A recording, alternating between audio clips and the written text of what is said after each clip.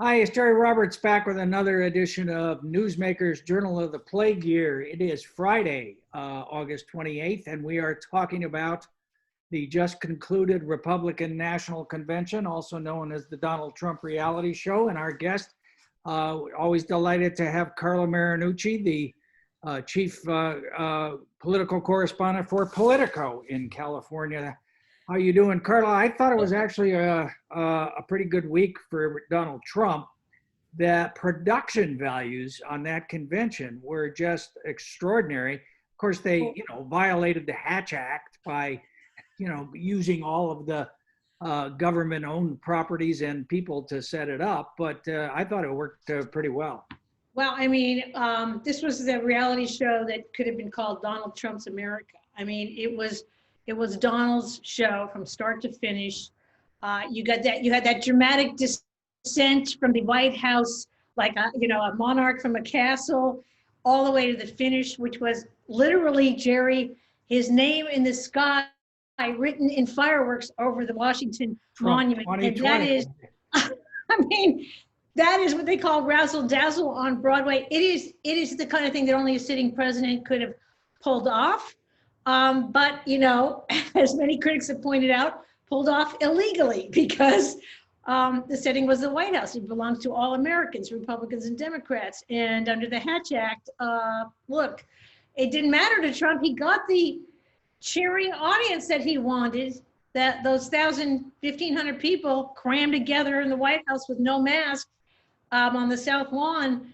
But boy, was that a contrast, because that was Biden and Kamala are in some drive-in theater looking at a couple of bottle rockets going up. I know. Yeah, and I think you've done the covered politics for a long time.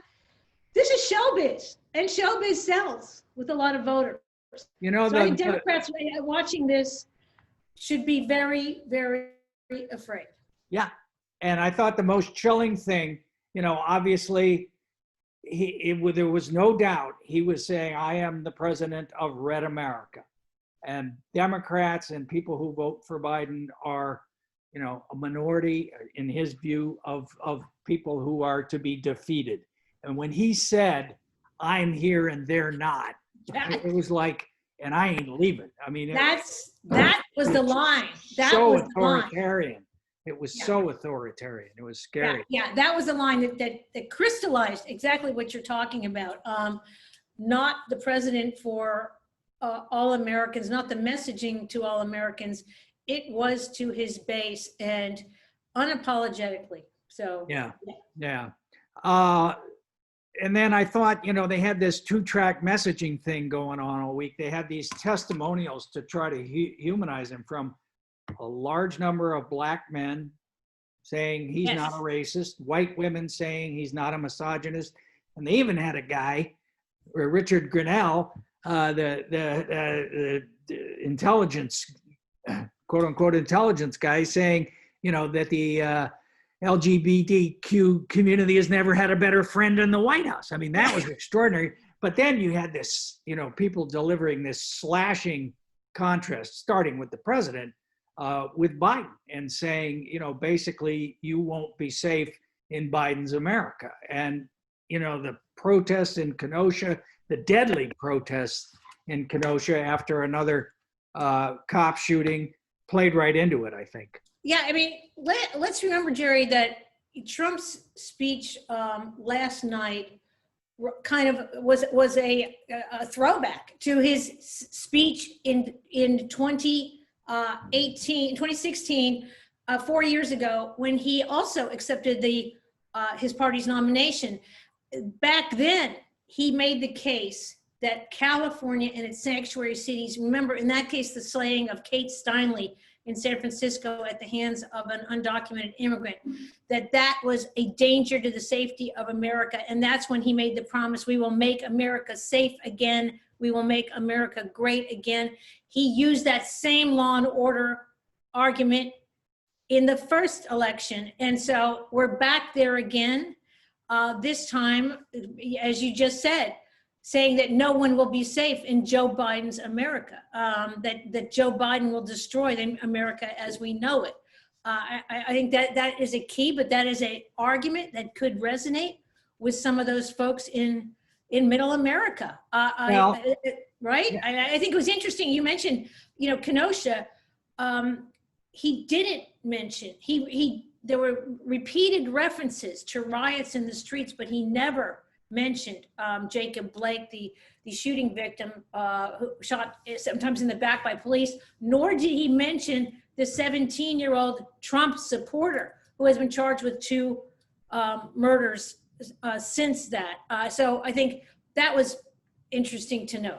yeah, and I'm having flashbacks to 1988, Michael Dukakis, where George W. Bush, H.W. Bush, who mentioned, well, that was, they came out just slashing at, and Dukakis's lead just evaporated. And I don't see the Democrats really pushing back very hard on this. I mean, the disconnect is this is going to be Joe Biden's America, except it's Donald Trump's America. They need to be making that case. I mean, he's the one who's throwing gasoline in the fire, but I just don't, I don't see a lot of really tough pushback. Yeah, I agree with you. I mean, he made the case that Biden last week didn't reference the riots. It did so this week. And Kamala Harris was very, very strong in her pre-buttal to Trump, talking about how everyone needs to be at the table to sit down and have these discussions about race, about police and oversight. But there was no hand extended last night to the other side, to millions of Black Americans who are concerned watching yet another shooting. Trump made the argument again that he's the greatest president for Black Americans since Abraham Lincoln. Forget the Civil Rights Act or the Voting Rights Act, Lyndon Johnson. I mean, this is where he's at on this discussion of racial strife. We heard it from Melania Trump.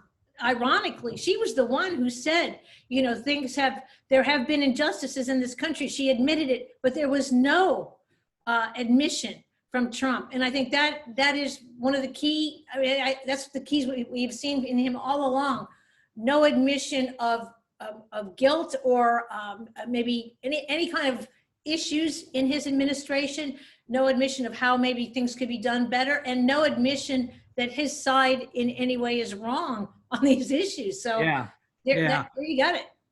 So the target politically, 2 things I thought, one was, we got to gin up the base, which there was plenty of red meat for them. But then there's this, I don't know, what do you think? 6%, 8%, kind of squishy, moderate Republicans, independent, white women in the suburbs.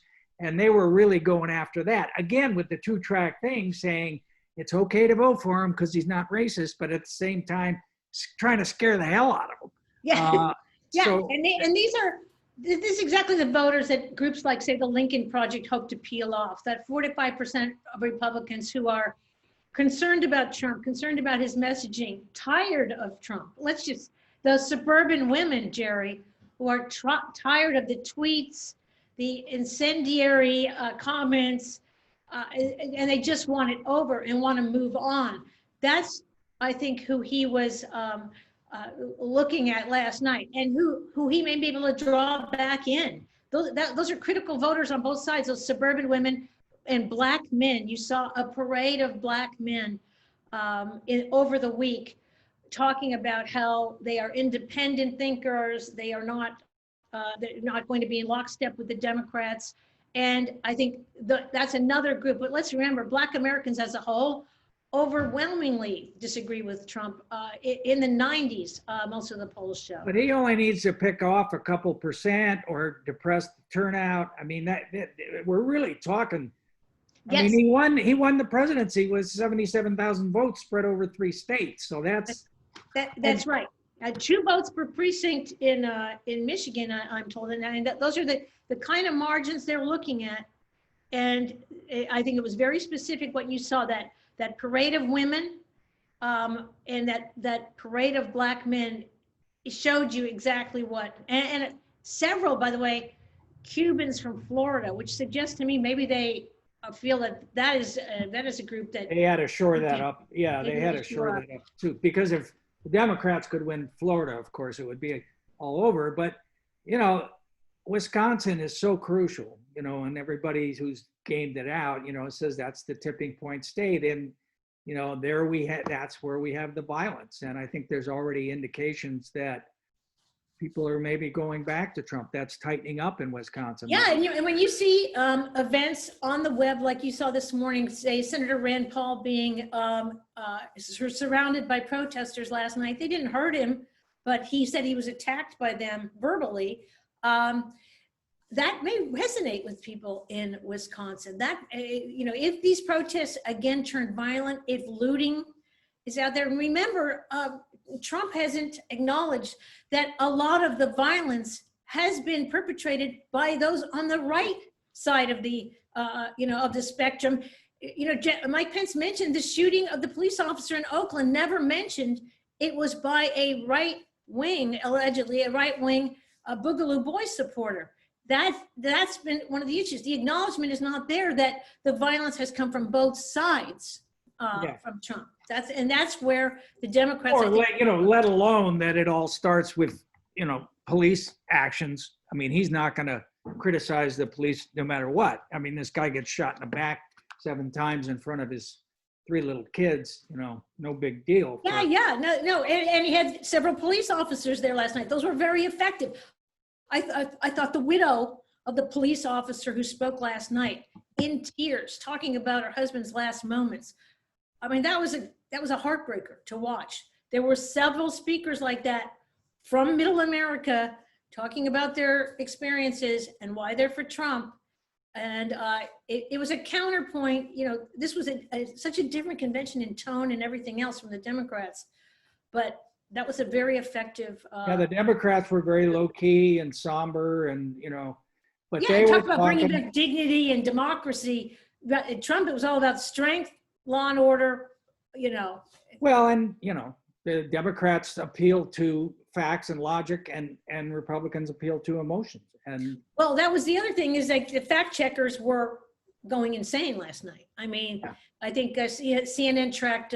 But you can't keep up with it. This is like authoritarian propaganda. I mean, the fact checkers, I mean, it's just, it's sad, you know? Yeah, 20 major lies, and none more than when they talked about Joe Biden suggesting that he wants to defund the police. He does not. Suggesting that he wants to take away your guns. The whole issue with Kayleigh McEnany talking about breast cancer and saying that he's going to protect those with pre-existing conditions, when the Trump administration is in court as we speak, trying to dismantle the Affordable Care Act. That was bold on their part. All right, let's talk about the virus a little bit, because the Democratic convention was all about COVID. I mean, it was like, and the pandemic, and he's failed to protect us. And there's going to be 200,000 people dead.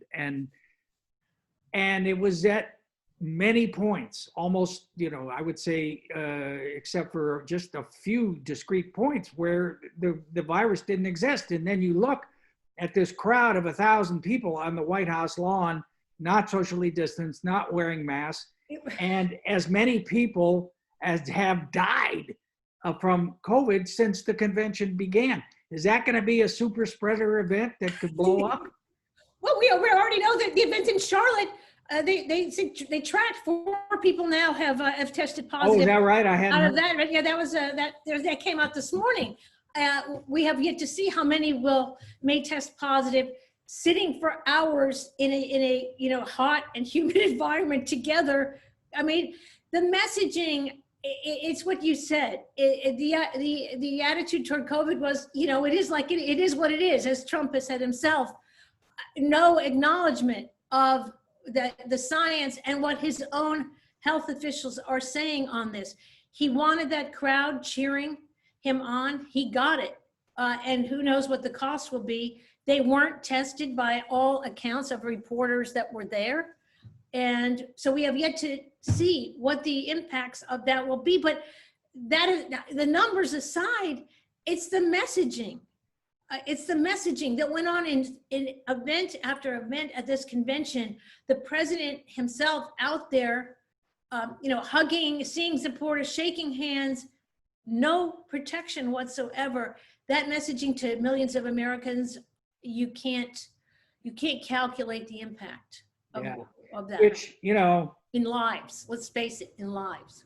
And you and I, we follow this stuff obsessively, and I think he's going to get a bump out of the convention. But in the end, I still think events, whether it's riots in Kenosha or super spreader events and spike in the coronavirus, are going to be so huge in determining the outcome. Let me ask you this: do you think that Biden needs a sister soldier event? You remember Bill Clinton famously during in the wake of the Rodney King riots, when there was a rapper sort of celebrating, killing the police and calling. Right.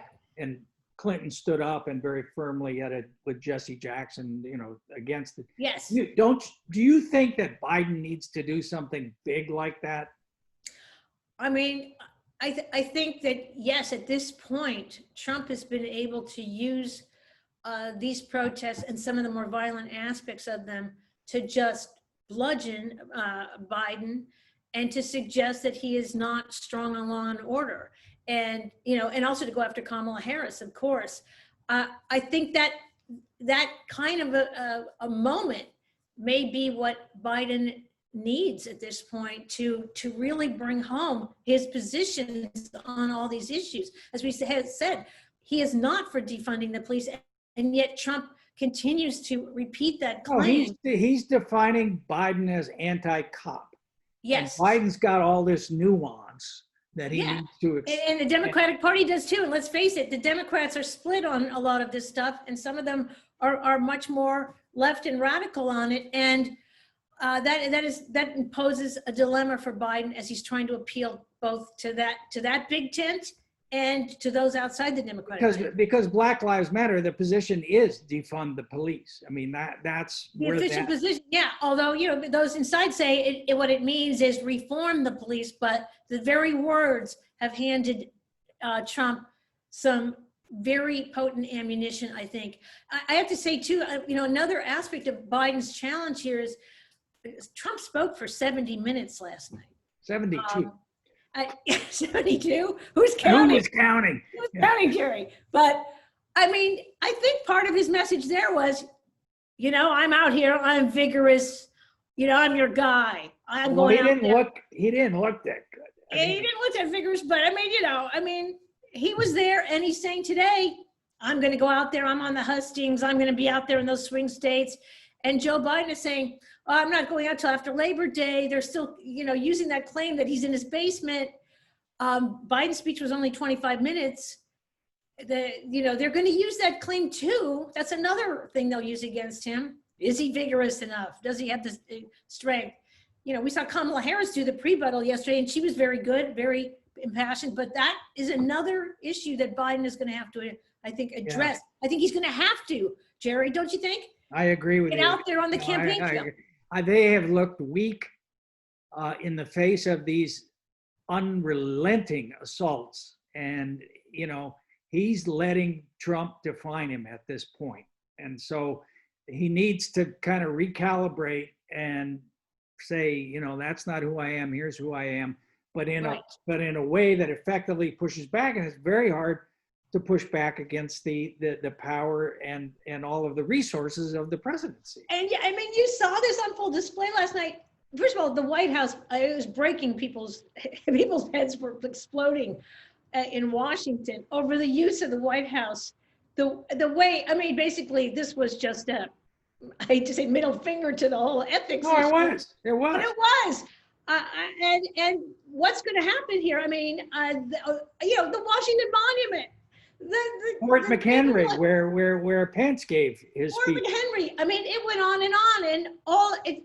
Trump has said, well, the president is not subject to the Hatch Act, but wait a minute, all those federal employees who were there doing setup and turning the White House. Marines who opened the door when they did that immigration thing. It was. Yeah, It was a reality show. He knows how to do reality shows. He was, and this is where the Democrats, I say again, have to be very, very afraid. That kind of spectacle works with many voters who aren't reading the details, who aren't looking at the PolitiFact and the fact checkers.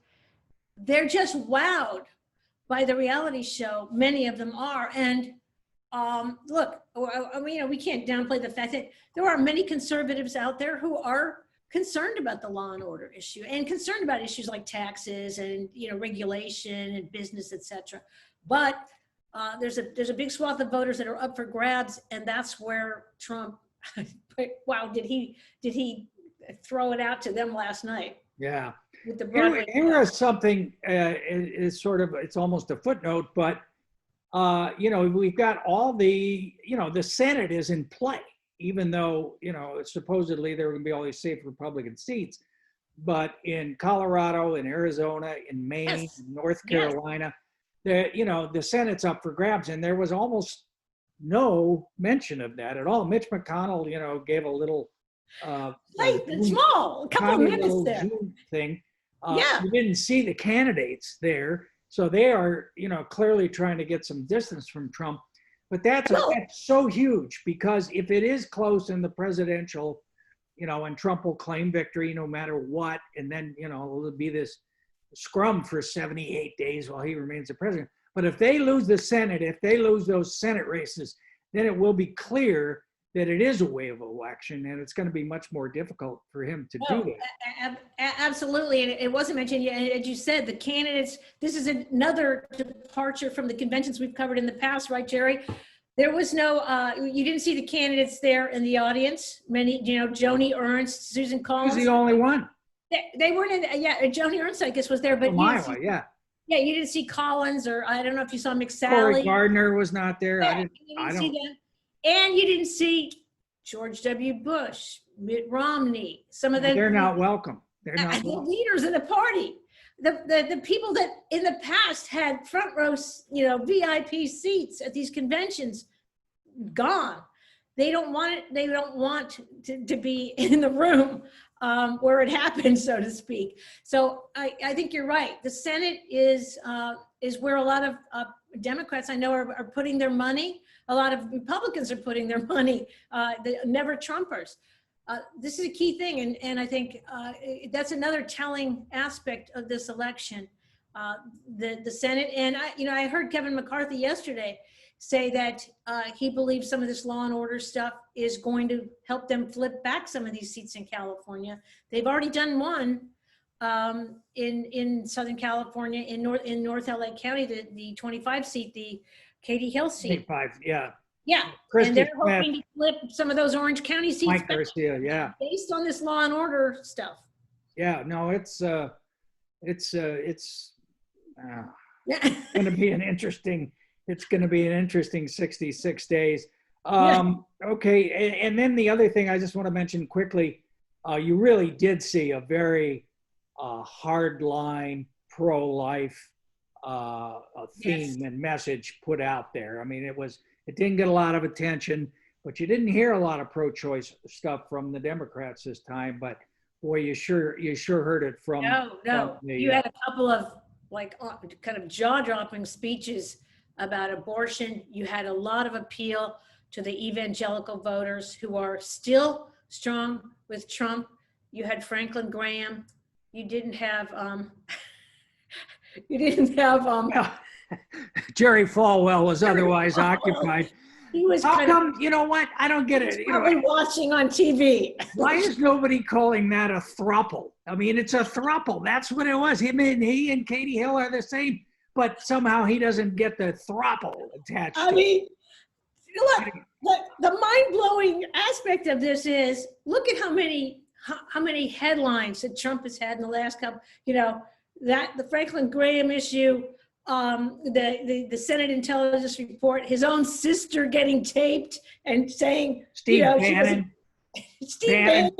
arrested, but it just goes so fast, and he's just surrounded by this. None of this. Chaos. Yes, none of this was any kind of fodder for anybody last night. And this is where it's just mind blowing to see how much of that. So with the evangelicals, you're right. The abortion issue was out there strong, and that is, the judges are one of the main reasons they are with him all the way. Whether some of this other stuff we're hearing about, the Bannon, the Graham stuff, is going to sway them, I don't know. I'm with you on this. I think coming out of this convention, Trump has thrown down the gauntlet, and he is going to make it very tough for Joe Biden in the next 66 days. Yeah, I agree. All right, Carla, thanks so much for taking the time. I know you're up to your eyeballs and stuff, and always good to be with you, Jerry. I remain as always. I remain as always in awe of your energy. I just likewise. Same with you, Jerry. I never leave the house though. You're excellent. Okay. All right. Stay safe. We'll see you on the trail, we hope. Stay safe.